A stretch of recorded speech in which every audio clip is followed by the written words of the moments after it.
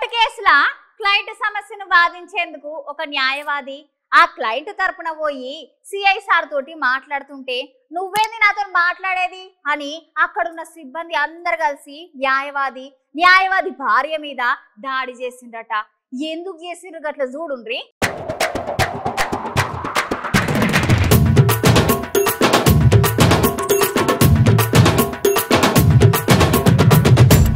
చూసి రావాలా ఈ ముచ్చట.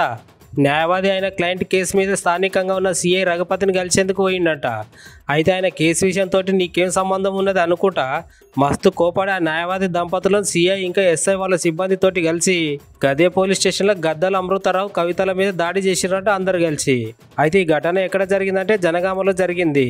ఇక న్యాయవాదులందరూ దీనికి నిరసనగా ఏం చేస్తున్నారంట అంటే జనగామ బార్ అసోసియేషన్ నుంచి తక్షణమే సిఐని ఎస్ఐని సస్పెండ్ చేయాలని అందరు న్యాయవాదులు రేపు కోర్టు విధులు ఏం చేయకుండా ధర్నా చేస్తామని అంటున్నారట. గట్లనే సిఐ మరియు ఎస్ఐలను సస్పెండ్ చేసేదానిక కోర్టు పనులు ఏం చేయమని జనగామ జిల్లా న్యాయవాదులందరూ ఏకగ్రీవంగా తీర్మానం చేసిండ్రటనుల్లా.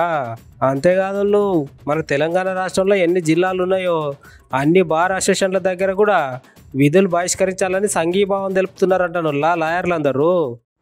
అందరికీ నమస్కారం. నా పేరు Gaddala Amrutharao. I'm an advocate at Jangaon bar association and my wife also, her name is G Kavitha. She is also an advocate. మేము కోర్టు విధులు అయిపోయిన తర్వాత ముగించుకొని మా ఇంటికి వెళ్ళిన తర్వాత ఒక కేసు విషయమై మా క్లయింట్ జనగాం పోలీస్ స్టేషన్ నుంచి ఫోన్ చేయగానే మేమిద్దరము అక్కడికి వెళ్ళడం జరిగింది. వెళ్ళిన తర్వాత పోయిన సోమవారము అక్కడ కంప్లైంట్ చేసినటువంటి వ్యక్తి ఆడు ఉంటే ఆమెను తీసుకొని సిఐ గారు అక్కడ ఓపెన్ పోలీస్ స్టేషన్ ఆవర్లో ఉంటే, సార్ పోయిన సోమవారం కంప్లైంట్ చేసినా ఇంతవరకు చర్యలు వేస్తారా అని అడుగుతుండగానే బాధ్యతగా అడ్వకేట్స్ వచ్చినాం సార్ అని అంటే ఆయన ఛాంబర్లోకి వెళ్ళి ఏం ఆలోచన చేసుకున్నాడో మళ్ళీ వచ్చి, అరే మీరు అడ్వకేట్ అయితే ఏం చేస్తారా, అక్కడ కోర్టులో చూసుకోరా, మా పోలీస్ స్టేషన్లో మేము చూసుకుంటాం, మా దమ్మేందో చూస్తాం అని వీళ్ళ కానిస్టేబుల్ ఎస్ఐ తిరుపతి మరియు శ్రీకాంత్ ఎస్ఐ, తర్వాత మనోహర్ ఎస్ఐ, ఏఎస్ఐ, వీళ్ళు అందరు వాళ్ళ కానిస్టేబుల్ వాళ్ళ సిబ్బంది ఆ గన్మెన్స్ అందరు కలిసి మేము పోలీస్ స్టేషన్ నుంచి బయటికి వస్తుండగా మా భార్యను మహిళను చూడకుండా కూడా అందరూ మగవాళ్ళు మూకుమ్మడిగా దాడి చేసి నన్నేమో లోపలికి ఎత్తుకుపోయి పిడిగుద్దులు గుద్ది అలా లాకప్ దగ్గర పెట్టారు. ఆ తర్వాత మేము అంటే బయటికి వెళ్దామంటే కూడా నా సెల్లు కూడా గుంజుకున్నారు.